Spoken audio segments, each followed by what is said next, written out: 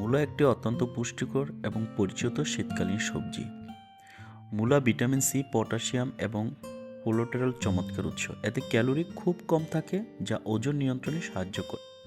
মূলা একটি হজম শক্তি বাড়াতে, লিভার সুস্থ রাখতে এবং রক্ত পরিষ্কার করতে সাহায্য করে। এতে থাকা অ্যান্টিঅক্সিডেন্ট শরীরের রোগ প্রতিরোধ ক্ষমতা বৃদ্ধি করে।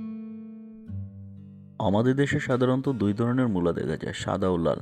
এটি কাঁচা, সালাদ হিসাবে এবং রান্না করে বা আচার বানিয়ে খাওয়া যায়। এমনকি মূলার শাকও অত্যন্ত পুষ্টিকর। মেঘনা উপজেলার হরিপুর গ্রামের কৃষক মূলা চাষ করে ভালো আয় করেছেন। 1 বিঘা জমিতে চাষ করে তিনি 2 লক্ষ টাকারও অধিক আয় করেছেন। তাই মূলা চাষ করা যেরকম সহজ, তেমনি এর পরিশ্রমও খুব কম। মূলা চাষ করতে আপনার তেমন কোনো পরিশ্রম হয় না। এজন্য মূলা চাষ করুন, অনেক টাকা আয় করুন। মূলা আপনার ছোট জায়গায়ও মূলা চাষ করে অধিক ফলন ফলে।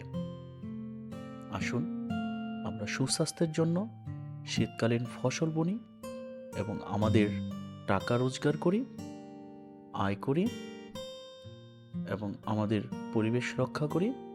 সকলে মিলে ভালো থাকি।